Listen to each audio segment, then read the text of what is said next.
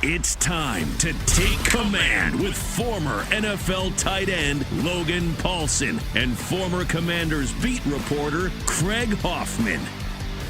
Take Command podcast from Odyssey Sports. What's up? What's happening? Craig Hoffman, Logan Paulsen. Logan, how was your weekend, buddy? It was good, man. Busy, kind of sneaky busy, but in a good way. So yeah, you do all right? How was your weekend? Yeah, okay? It was good. Had a couple of things going on. Culminated with going to the Spirit game on Sunday. Saw the girls get first win of the season in their first game. So solid 3 points. Trinity Robbins scored an absolutely ridiculous goal. So good times. A good time was had by a Washington home team, and that's something that doesn't feel like it's happened in a while. Do you still know a lot of people on the team there? I do. Yeah. They got a great group of players, great group of staff. I actually knew some of the new staff from old spots that they were in. So it should be a fun year. I'm excited for it. But on this here podcast today, the American football variety, of course, we'll get into a little bit more talk about Dalton Kincaid. Of course, he was kind of the center of the discussion we had last week after Daniel Jeremiah mocked him to Washington in his latest mock draft. Logan's taken a deeper look at Kincaid and has a couple of things to add on to that conversation. So we'll do that, and then we will get into some of the rule changes being proposed at the NFL owners meetings. I've been debating them with a variety of people. Chris Russell came on the show, Logan, last week. We had a nice, fun discussion about it. People can check that out on our podcast feed for the Hoffman Show or on YouTube. But I'm very excited to talk about them with, because I feel like your perspective as someone who actually played is super valuable here, and things you would like to see or wouldn't like to see as a player versus Chris and I, media/fans, taking it totally from the outside. So let's start off with Dalton Kincaid, though. Like, why did you want to circle back to him and the tight end discussion in general? Well, I think, we both were pretty adamant about not taking a tight end at 16. I still feel that way, but I think it's important to kind of acknowledge what type of player Kincaid is, and then also kind of why he might be getting pushed up draft boards. And so let's start with what kind of player he is. And again, this is another reason I don't think he's a good fit for Washington, because, Keim, who's like the most dialed in dude on the beat, has kept saying that they want a two-way kind of guy, which means they want a guy who blocks and they want a guy who can catch passes. Kincaid is excellent at catching passes. Like, he is fantastic. Like, he's got kind of this, does anyone know who Dennis Pitt is? Like, is that name familiar to you, Craig? The name is familiar, but he played for the Ravens, right? He played for the Ravens. He's out of BYU, kind of this tall, angular, like 6'6", like really kind of move guy. He was my year. And the thing about him is, like, he was probably 10 years ahead of his time, right? He was kind of this receiver first, really understood zones, really understood seams, pretty good after the catch. And that's kind of what you get with Kincaid, is you get a guy who's kind of that iteration of the tight end. And I think it's really fascinating to think of Dennis Pitta getting drafted in the third round, and then now all of a sudden Dalton Kincaid, a guy with a very comparable skill set, getting pushed in the first round. It just shows you the way the game's going, the way the position's going. Now, that being said, while he's he's a very good pass receiver, he's also not very good in line. I don't want to say he's not willing. Depending on who you talk to, a lot of people think he's not willing. I disagree. I think he's got a little bit of. You can toughness. be willing and bad. Correct. And I think that's exactly where he falls. He's willing, but not very good at it. And so for a team that kind of wants to be a run first team, I think you need a guy who's willing and moderate, if that makes sense, and in a class that's very deep, in a class where there's a lot of guys who are willing and good, willing and moderate, and can also catch the ball pretty good. I think the fit might not be exactly what you're looking for here in Washington, just from that standpoint. Now, another thing is, like, well, why is he at 16? And I think, we were talking about this a little bit before the show, is that there's no true, like, number one dog wide receiver in this class. Like, I'm a Quentin Johnson guy, but I'm the first one to tell you the Quentin Johnson out of TCU, he's 6'3", 210 pounds. He's going to run fast. I think he's very polished as a route runner, but he's a very imperfect receiver. And what I mean by that is, like, a lot of body catches. He fights the football a little bit. Now, he's dynamic as heck and he can make big plays, but you're always kind of negotiating him as a receiver. Like, can he catch the football at a high level? And that's not a good question to be asking about a number one wide receiver all the time, So I think it's there, but I do think one of the things about Kincaid is he consistently catches the football at the high level. He consistently wins one-on-ones. And I think that's why you get to see him getting pushed up. Like, this isn't a year like last year where there's 4 or 5 kind of legitimate number one options that are going to be taken in the first round. This is like, we're kind of like that 1B kind of tier of receiver that could be really good, but there's a little bit more questions. So I think you'll see a guy like Kincaid getting pushed higher and higher into the first round. I still stand by what we said before. that you shouldn't take a tight end in the first round, especially this year. But I'm just trying to give some explanation and reason as to why a guy like Daniel Jeremiah, who's super dialed in and super smart, would be mocking him this high in these mock drafts. Yeah, I mean, the one thing that you said last week that I had literally never thought about before is the financials of it. Is like first round getting an offensive tackle, and if you get a guy who's premier year 1, year 2, even year 3, you're paying like a tenth of what you would pay an actual premier tackle. Same thing at quarterback. Obviously, that number might be a literal tenth. Maybe tackle. It's like tackle. It's like a quarter, a fifth, a third. Maybe, yeah. Right. But it's it's literally, if you're paying $5 million a year for a premier quarterback at this point, that's a tenth of what, Joe Burrow is about to get paid, for instance, what Justin Herbert's about to get paid, for instance.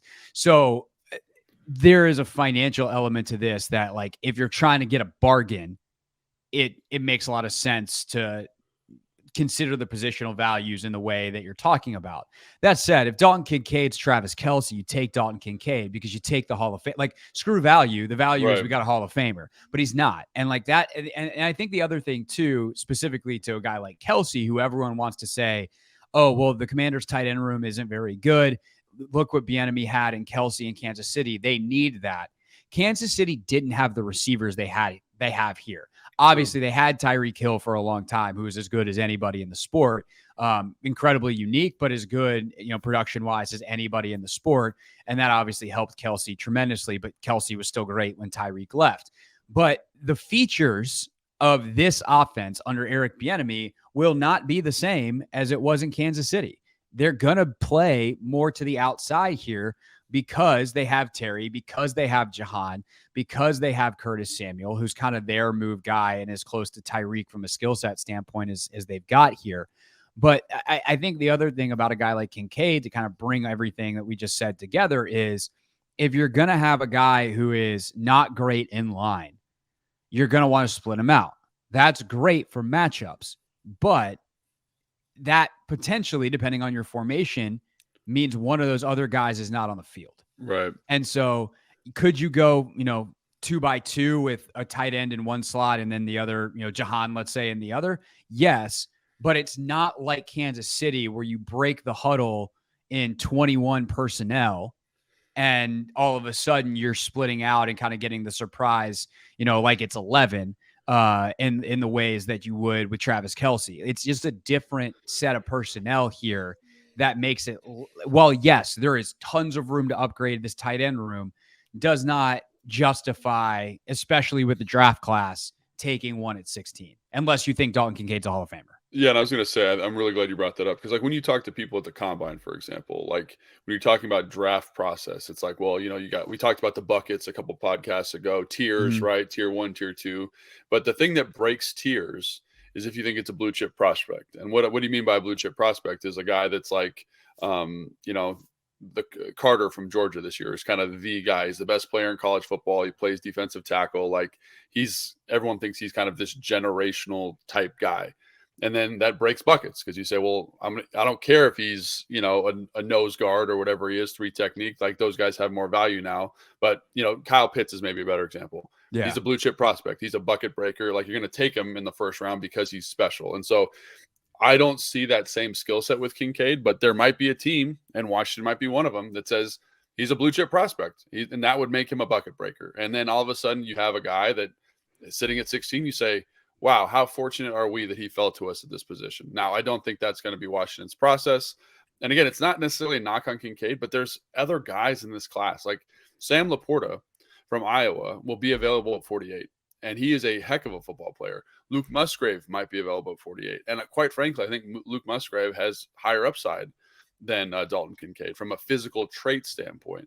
And so both those guys are going to be sitting there in the second round. And the difference of the film is somewhat marginal. Now, Sam Laporta, I think, is a receiver. He's fast, he's big, he's strong, but he doesn't have the nuance that Kincaid has, for example. So maybe you say, well, that's where Kincaid's value comes. But I'm of the mindset, man, like there's so many guys in this class, take one in the second round. But there is a world where he's the guy that they love. They absolutely love him. And then you pick him at 16. And then no one can, like, you can have fault with the pick because of the tight end and all that stuff. But based on processes, like that's good process. So I'm not going to hate on that if they really think that's what he is, you know? All right, I'm going to break the rundown here to ask you about another bucket breaker. Okay. What about Bijan Robinson? Because Right. he's maybe top 5 player in the class. He's just a running back. And obviously they like Brian Robinson a lot. I think Antonio Gibson probably is better suited for what Bieniemy is going to try to do, although he's in the final year of his deal, and I do not see him getting extended because he's a running back, and giving running back second contracts rarely works out if those contracts have any kind of significant dollars behind them. But if all of a sudden you want to be a run first team and you can get a generational running back, it would seem that would make sense. However, 16 is rich for a running back, and you have other positional needs. But he's definitely a bucket breaker, and that's why he's being mocked some as high as, I don't think I've seen him top 10 for a while, but I did see 10 with Philly was the one I saw recently. Yeah, there you go. That's yeah. And then I've seen him as low as like 27. Right. So what about Bijan Robinson in general? What about him for Washington? I mean, Bijan Robinson on film is maybe the second non-quarterback in this draft. You know what I mean? Like, he is very, very good at football. I would say Jalen Carter first, then Bijan Robinson, but I'm sure people have it the other way around. Like, he's for sure top 5 most valuable player in this draft. So I do think that's a really interesting argument to take Bijan at 16. Because, like, again, based on buckets and bucket breaking and blue chip prospects, like, that would be sound process. However, I do think running backs, like we've talked about this before, are very comparable to like linebackers. And what I mean by that is that they are so scheme dependent, kind of like tight ends.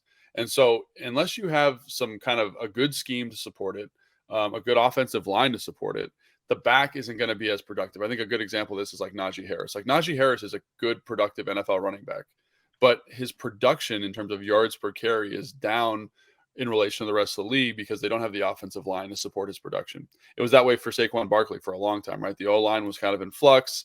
They didn't speak to his skill set. His production was down, and obviously injury was a big part of that too. So I would say, in my opinion, if I really wanted to elevate the run game, I'm drafting an offensive lineman at 16, right? I might even draft an offensive lineman at 48. I want good, athletic, young guys. And if I want to elevate the run game, this is a relatively deep running back class.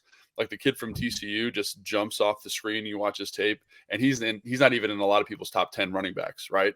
So he'll be available 3rd, 4th, 5th round. Bring a guy like that in, give him huge holes to run through, and let that 4.3 speed kind of show off, because no one's going to touch him until he's 5 yards down the field. That, to me, is where you see like why Philly is so excellent, is because they just said, we are going to invest in the offensive line. It doesn't really matter who's playing running back for us as long as they're explosive and they have explosive traits, because our offensive linemen are good enough to win one-on-ones, get hats on hats, and they're going to move people off the football. So I think that's the problem, in my opinion, with drafting Bijan at 16, is because you do need scaffolding around a running back. You need a foundation around a running back. So while I think he's a fantastic player, I think he elevates you on 3rd down. I think he elevates you on 1st and 2nd down. Like, I think he's a heck of a football player. Like, he's as good a football player as you're going to see in this draft. It's just, you need other parts around him. And I'm not sure this team has really finalized that process yet in terms of building around a running back. Right. You kind of have to luck into the luxury of taking a running back high.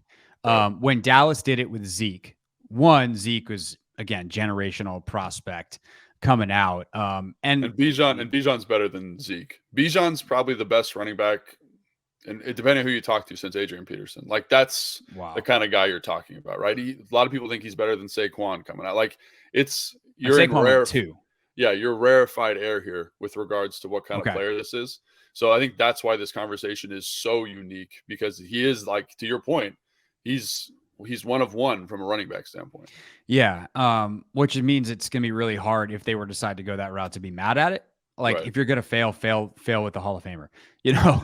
And it kind of, I'll actually go double Dallas takes here, which will just thrill everybody listening. But one, like, when Dallas did it with Zeke, right? They had a weird year. Like, Dak had gotten hurt or whatever it was the year before. And so their team was pretty good. Their O-line had been built through the draft. And so they were in a position where they could afford that luxury, where they can be like, yeah, if we can get an incredible running back, that's going to take our team to a completely new level. I would say Philly is in that position now, although they did just sign Rashad Penny, so I doubt they go that route. But if Philly wanted to take Bijan Robinson at 10, like, okay. Philly can take whatever they want. They've got good players literally everywhere. It's really annoying. They have great, but if they took him, it's all of a sudden like, wow, their run game is going to be absurd. Right. And I think that's a really interesting point because like you said, they have really ridiculous players everywhere, and that's good draft process. But also one of the things that Philly does, and this is like foundational to their GM's philosophy, is they draft offensive and defensive linemen in the first round. They don't do a lot of skill position drafting in the first round. And so I expect them to go defensive edge at 10 and probably defensive interior or offensive line at whatever 31 whenever they're picking 30 because there's no 32 picks 30. So I think that's like, again, one of the reasons they are that way is because they draft good defensive linemen, offensive linemen. They get like, think about this. They drafted Andre Dillard in the first round 4 years ago, the guy from Washington State. He did not play for them as a first round pick because Jordan Mailata came in. He just signed a deal in Tennessee to be the starting left tackle. They're going to get a comp pick for a guy that never played a snap for them because because that's just good process. And if you think about positional value, offensive linemen specifically, defensive linemen specifically, they carry this tremendous value because they're really hard to find. And one of the things about Philly, as compared to the rest of the league, it's Cleveland's like this a little bit too, is their offensive line coach is really, really outstanding at developing guys. So you kind of put them in the system. They develop over the 3 or 4 years. You trade them off, you auction them off, you get comp picks, you get actual trade value, and then you kind of just rinse and repeat that process. And that's one of the values of having an outstanding offensive line or defensive line coach. Then get like think about San Francisco too, their defensive line coach. Amenahue is his name, the guy from Texas a couple years ago. He was in Houston. He's now with Kansas City. He signed a 2-year deal for $20 million. And he was kind of in flux in Houston. And now San Francisco is going to get a comp pick for a guy, right, that was kind of roaming the streets. Arden Key, same thing in San Francisco, right? Their offensive line coach, Darnell Tapp, guy played here for a while, is outstanding at developing guys and giving them direction. So I think, back to your original point, I don't think Philly's going to take him because that just kind of goes against their philosophy, you know. That said, when they find someone truly outstanding, Devontae Smith, they will break that pattern a little bit. The other example I was going to say, though, on the Dallas front is in 2014, 13, whatever year it was, they drafted Travis Kelce, or not Travis Kelce. Who's their old center? Travis Frederick. With the 30th pick. And I remember Mel Kiper, I was working in Dallas at the time. Mel Kiper lost his mind because he barely had him in his top 100 prospects. And I remember saying, like, even if this guy's good, it's probably a mistake because if you could have gotten him around later and someone else, you should have done that. But if you're going to miss with a Hall of Famer. And that's exactly what they did. They missed on the positional value, but they were right on the evaluation. Correct. And that dude was incredible for them and anchored their line for a decade before he was forced to retire early. So if you're going to miss, so to speak, like because the value is messed up, on miss with a player, by positional value, miss with a guy who's awesome. And then it's kind of hard to be mad at having a great player, even if you maybe could have had him and someone else. You'd rather just take the safety of getting the guy you think is great. And if you're that right about it, then cool. Yeah, PFF had an interview with the former GM from Minnesota, and it was really, really well done. You guys should check that out. Spielman? Spielman. And what Spielman was saying, they asked him, like, would you draft Adrian Peterson today, all things being equal, and you, like, kind of knew his career trajectory? And he was like, how could I not draft a Hall of Famer? Like, how could I not do that? And and they were like, well, positional value. He's like, dude, he's a Hall of Famer. He's one of the most productive. He might be the most dominant running back of the modern era. And he anchored a bunch of winning teams. Correct. And so when you think about it like that, and that, they're kind of making the comparison to Bijan Robinson here, when you compare, and if that's the comparison, if Adrian Peterson is the comp for Bijan Robinson, now they're different players, different running styles, different skill sets, right? But I really think there's a compelling argument that you say, hey, if he's there at 16 and you think he's that type of player, you think he's got Hall of Fame potential, then you take him. Now, I do think that it's important to note the game has changed pretty drastically from when Minnesota was running there, right? Now it's spread out, favors the passing game, pass-centric offenses, all that kind of stuff. But, a place like Atlanta, the place that's going to run the football a ton, Baltimore, something like that. I do think there's a world where he goes, Atlanta's picking at 8. So, maybe they say, hey, he's just too good to pass up here. I can think of worse things than a guy who I might give the ball 25 to 30 times a game being a Hall of Fame caliber ball carrier. Right. I mean, like at some point, the math is this guy's going to, if we run 70 plays and he's getting 30 touches, Right. like that's 45% of our, roughly 45% of our plays. Like, yeah, that makes a lot of sense. Now, positional value again, and like, is that guy going to be around only for 5 years because you wear him out because running backs deteriorate quickly? That's a different story. That's where like AP is the mold breaker, the ultimate mold breaker. Right. He was great for like 12 years. He was still really, really, really good when he got here. So that's the question you have to have. And that dude was a physical freak of all freaks, like in NFL history. Adrian Peterson's basically a cyborg. And I don't know that Bijan Robinson is that, even if his peak might be something close to AP's. Yeah. All right. Any other thing on bucket breakers, on Robinson, on Kincaid before we move on to the rule changes? No, I'm really glad we touched on that, though, the bucket breaking thing. And I'm really glad you brought up Bijan Robinson, because that's why he's such a compelling player in this class, because he's not just a good running back. He's being comped to some of the best running backs of the modern era. And when you're the guys that are in the Hall of Fame, and when you're making those comps, it's like, shoot, like he is the ultimate bucket breaker. I don't think Kincaid is that guy, but Bijan Robinson is for sure. So I'm glad we talked about that. Since I have it up, Daniel Jeremiah's top 50 prospects, which he did back on March 9th, he's got Robinson third. So that's the kind of player that we're talking about. He's behind Bryce Young and Will Anderson.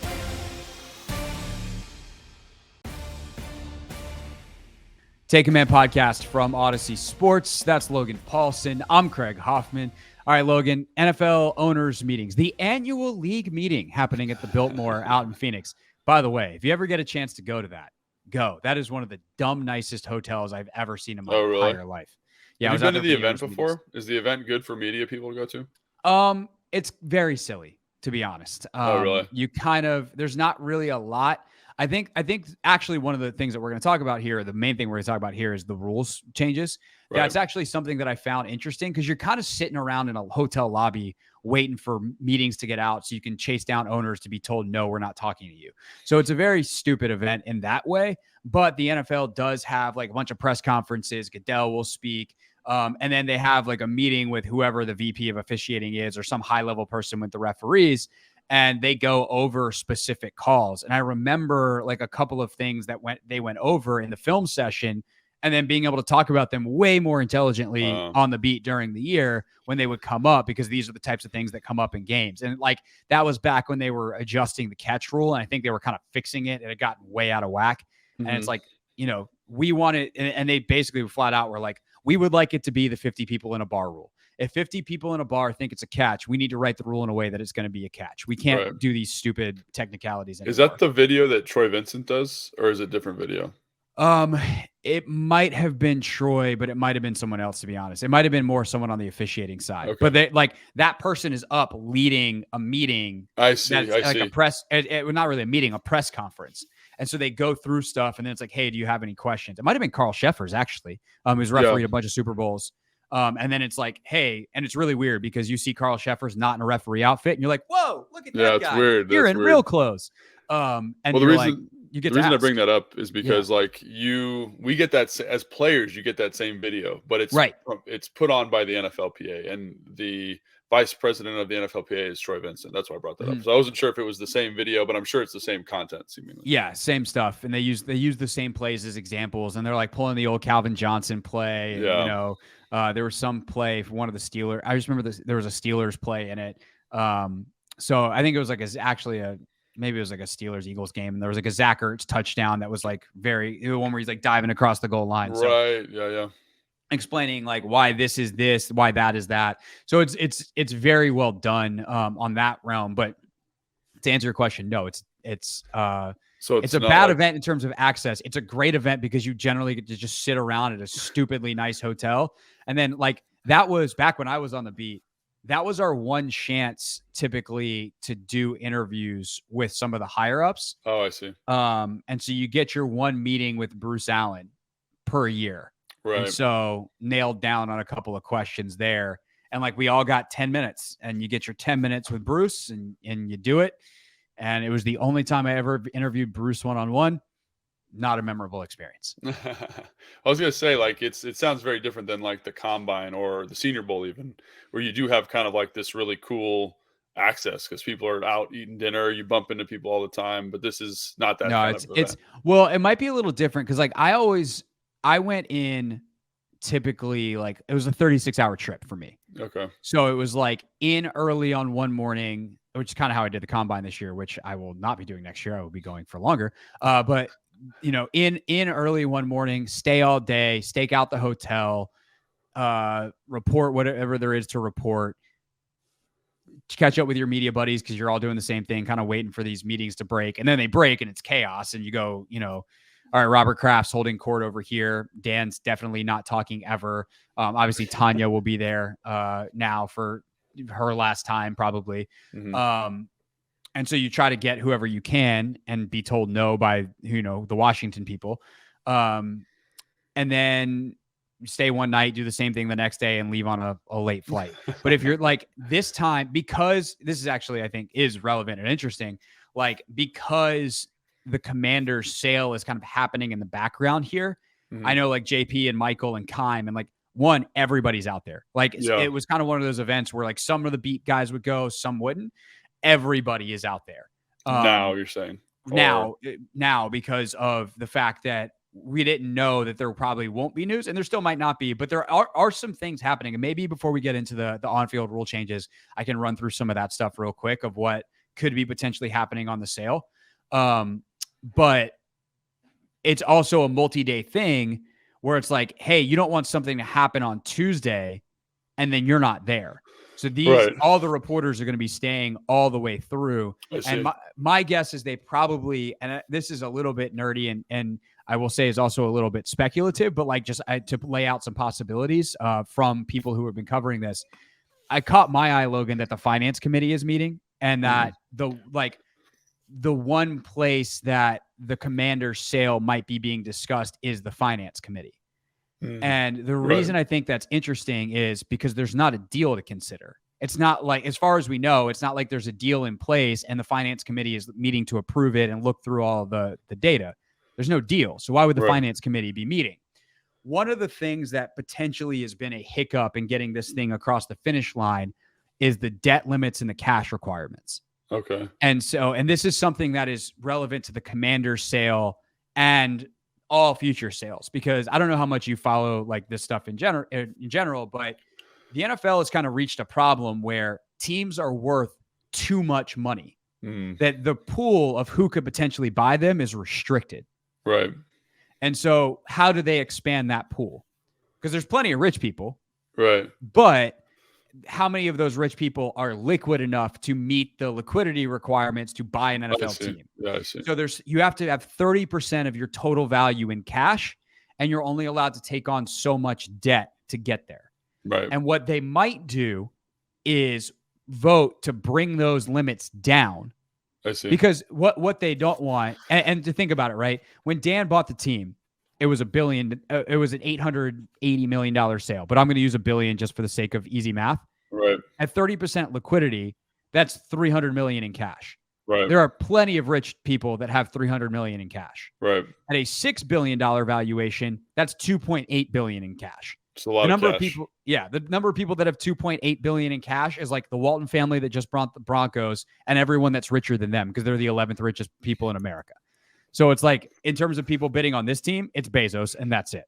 That's really interesting, actually. I mean, I think, and if they were to kind of at this financial, what did you say, finance committee? The finance committee, yeah. Yeah, if they were to kind of make a decision about that, kind of open up some flexibility from the bidders, I guess, which is interesting. So right. So if you all of a sudden bring that down to 25%, 20%, you're still getting super rich people because the team values have exploded. Where it used to be like, oh, we don't want someone who's only got $300 million in cash because all of a sudden they have one deal go bust and they're, that now the team is owned by the bank.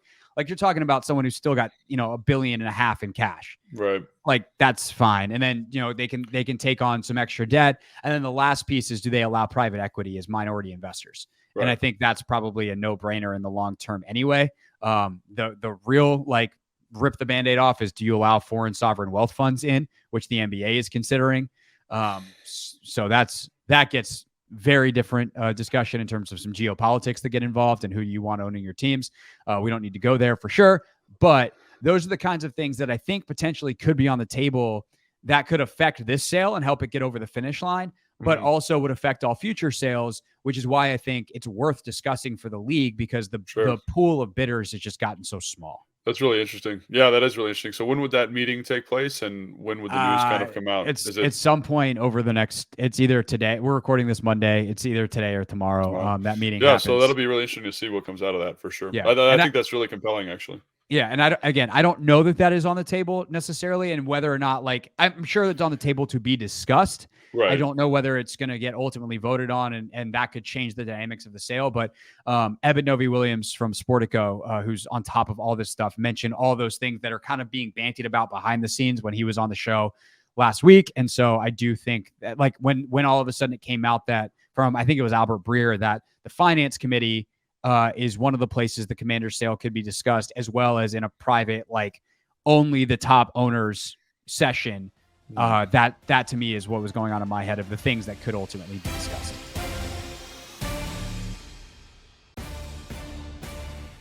Take Command podcast from Odyssey Sports. Let's wrap up with the on the field rule changes. These we know are being discussed. Let's start off with the touchback rule, Logan. And there's two different things that are being considered. One on kickoff, one on punt. We'll start with punt team, which is very simple. Now, if there's a touchback on a punt, it goes to the 20-yard line. They're proposing to change that to the 25. Oh, I kind of hate it. Why? I just think it's fine the way it is. Like, I think playing the field position game is part of the sport. I guess it would encourage more teams to go for it on fourth down, because if you miss the punt, it gives the other team better field position. Yeah. But it seems like the risk, like, I want Tressway trying to pin teams deep, and if he misses, it's 20 yards. That's fine. 25 seems like too stiff a penalty, but that also might just be because that's the way it is, and that's what I'm used to. Yeah, I think that's probably, for me too, my knee-jerk reaction is like, why are you messing with it? But I do think you bring up a compelling argument as to this idea that, like, if you get teams in that kind of 45, 40 area field goal punt, go for it. Like, that becomes a much more viable thing, and I think that's much more compelling from a football standpoint. I think, here in Washington, we like the idea of keeping it to 20 because it favors a defensive-minded football team. Best player on the team, Tressway. Yeah. Let's go.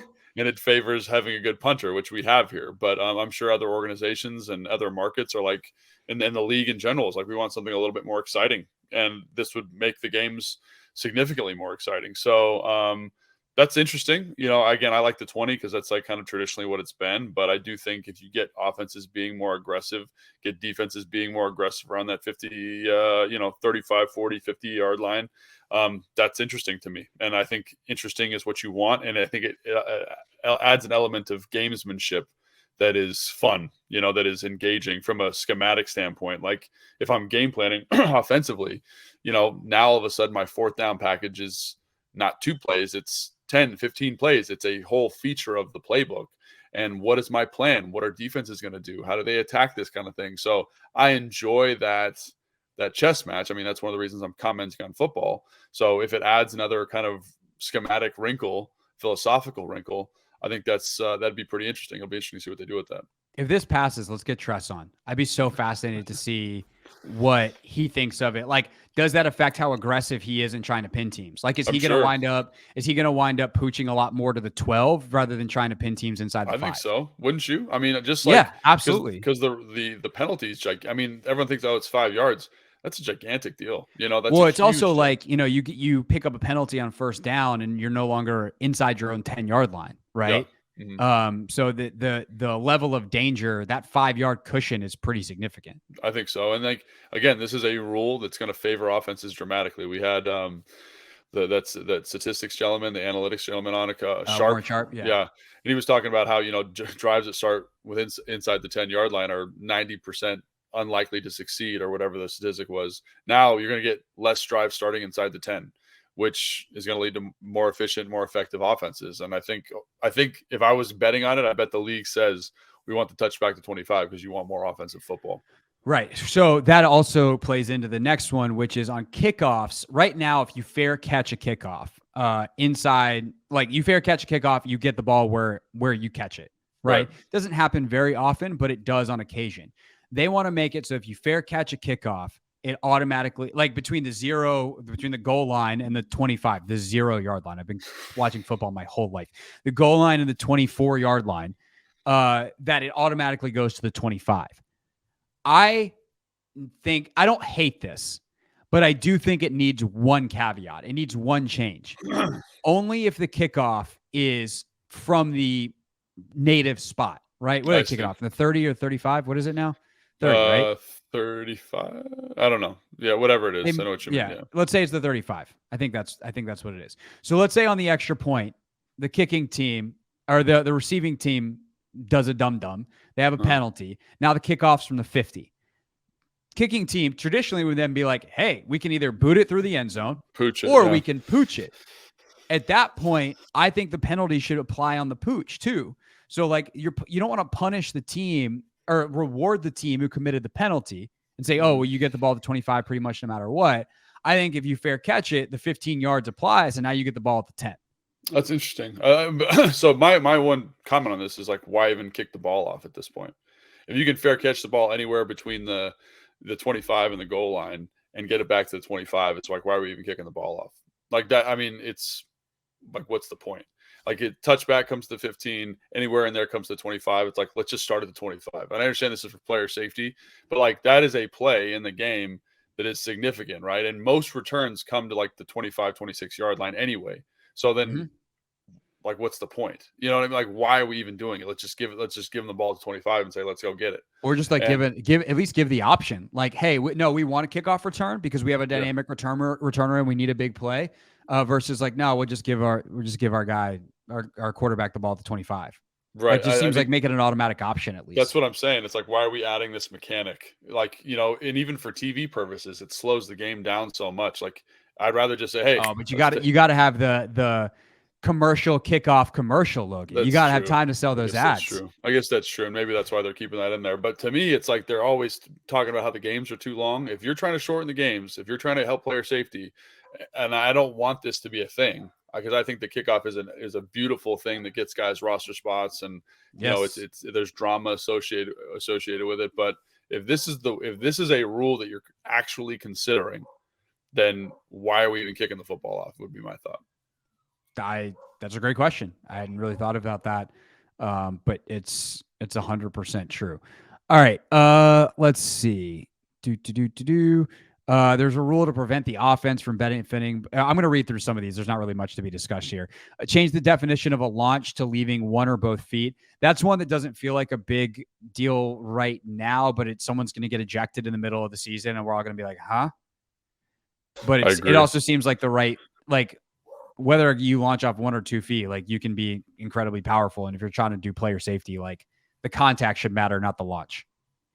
Yeah, I mean that seems like an unenforceable rule. Like some of these rules that the rules committee are voting on, I think one of the reasons they don't get put through is because they're not enforceable. Like, how do you expect an official, to make that decision split second? You know what I mean? Like, it's so hard to see. Like, I coach a lot. I coach a lot of offensive linemen, coach a lot of tackling, and unless I'm specifically staring at this gentleman's feet, I can't tell. And so you're asking him to look at the formation, look at the concept, look at the PI, and then all of a sudden on the contact, you're asking to decide whether or not he's leaving off 1 or 2 feet. That seems like almost unenforceable, in my opinion. And so I don't know if that would even get through, because that's just such a big lift for the officials. Yeah, it almost sounds like it's better to change it. That way you don't have to worry about the feet.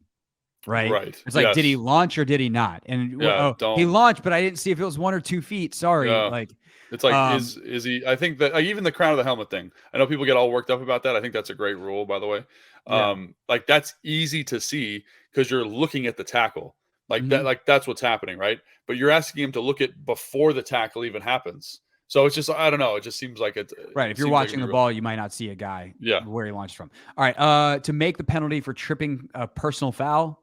Oh, all right. Sure. Fine. Yeah, what is it? 10-yard penalty now? Just make it a 15. Yeah. Sure.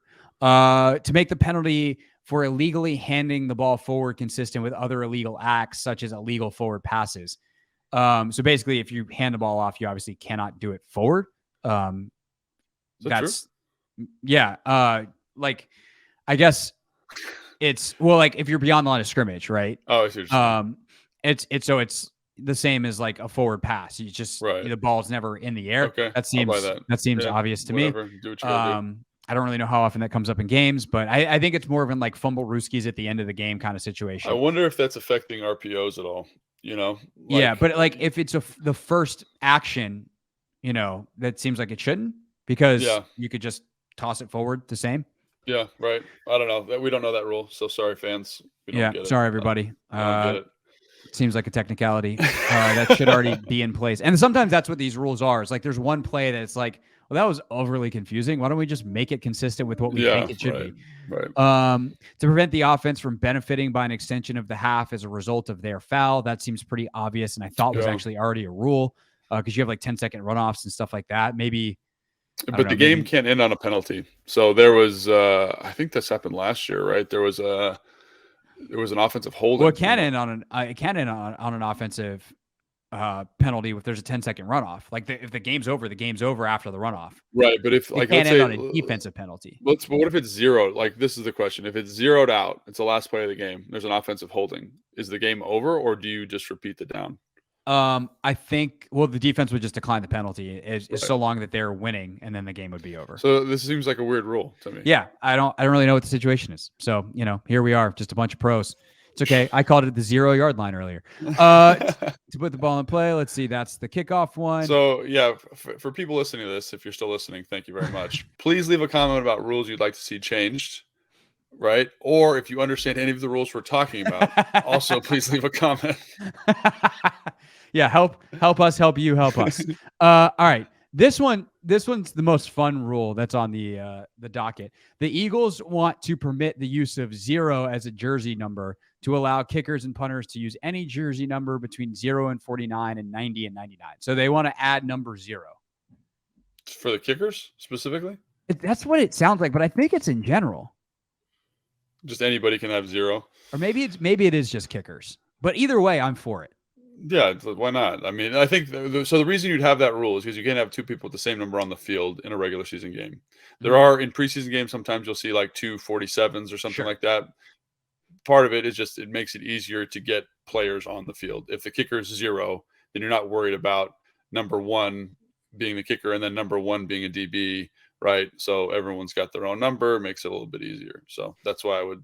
This should be a no-brainer. Yes. Yeah. Although it's now, let's see, kickers and punters between 0 and 49, 90, 99. I do feel like you're going to start getting a lot of kicker number 43s, like just numbers that nobody really wants. All due respect to the number 43s out there. That's the point. Yeah. Like 49, I think there's like one person in the NFL with 49, and then like 99, like Aaron Donald's not covering kicks. I think like part of it, they just want to like get them in number brackets where they can have the appropriate linebackers, safeties, tight ends on the field at the same time.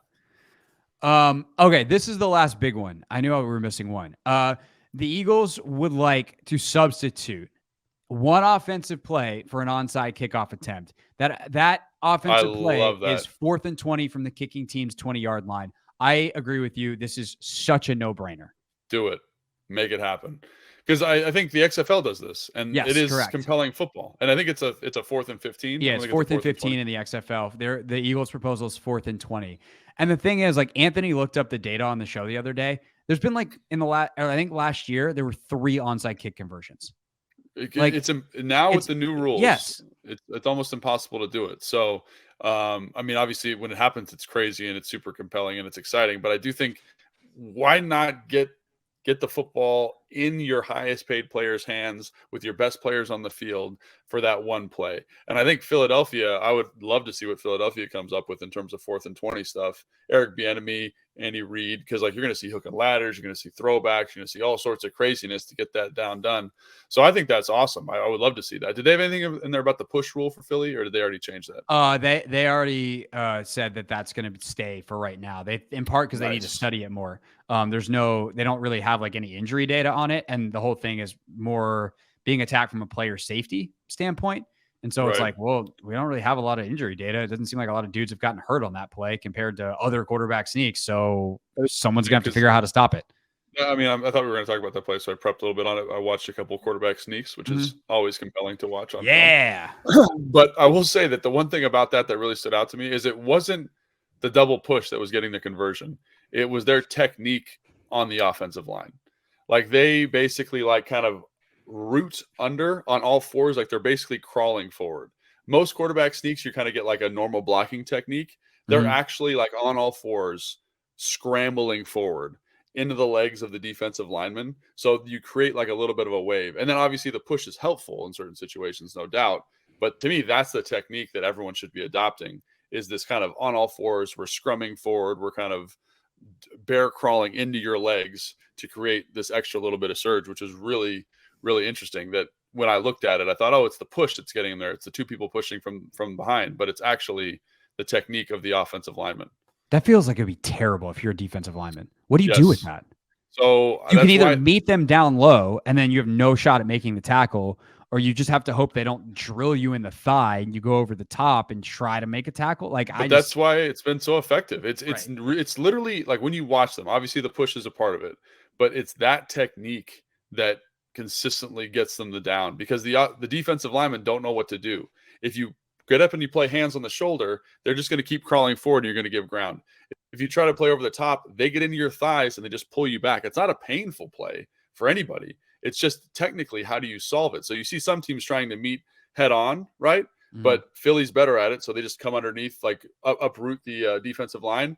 And then you have no leverage trying to tackle a guy who squats 600 pounds. And then they try to jump over top, but everything's just kind of gliding forward. So I think if I'm Washington, like this is something I said when they signed Jacoby Brissett, like he was the fourth and short quarterback for Cleveland last year, even when Deshaun Watson came back. Like if you can get him in there in those situations and you can consistently convert, I mean, think about how many possessions you can steal. And if that's the technique that's really effective, Washington should be studying that and getting a guy who's good at quarterback sneaking and crushing it. Although I will say, when I talked to Brissett, I said, man, how about that Philly sneak? He's like, well, they're running it wrong. I do it better than them. This is what he said to me. Can you believe that? So that's obviously very confident in his ability. But I love that. That's gonna make some waves. Okay. Hey, aggregators, write that up. Get us some clicks. Jacoby Brissett said that. All right. Yeah, he's just kind of like, he's like, they don't do it right. And I was like, and I wanted to be like, what do you mean? And then he had to go, and I was like, oh, like now I'm on bated breath. Jacoby on the pod. Yeah, that would be cool. Jacoby would be great. But I think he learned it from Tom Brady, and so Tom Brady's also a very effective quarterback sneaker. Yeah, he's the best all time. Yeah, so maybe I need to go watch Tom Brady do. I don't want to watch more quarterback sneaking, but maybe that's what this calls for. Yeah, let's get to the bottom of what he was talking about. It's the off season, Logan. Sometimes you got to. This is the time to pull some teeth, to bite the bullet. Yeah. Anything else on the rule changes? Let me make sure there's not any other. There's more opportunities for a third challenge. Basically, like if you get 1 out of 2, I like that. Yeah, like you shouldn't lose it. Like you shouldn't be penalized for getting one right. I don't think. Right. Like if say you get both of your challenges right, like I should get a bonus challenge. You do if you get both of them right. But if you go one for 2, but like so often the first one, or like one of the 2, is so obvious that it's ridiculous that you had to use a challenge in the first place. So I kind of like having the third in the pocket if you get one of 2.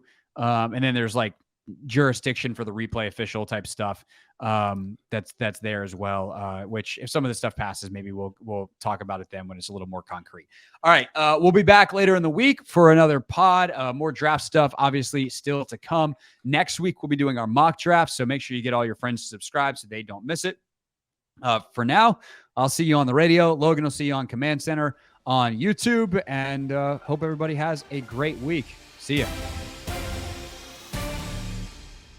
Thanks for watching this clip of Take Command. First, why don't you like it? It lets other people know that it was good, and then they should watch it too. And Logan, we have a new exclusive home for full episodes. We do. 1067 The Fans YouTube page. Go check it out and please subscribe. Yeah, do what Logan said. Do it. Very, very smart.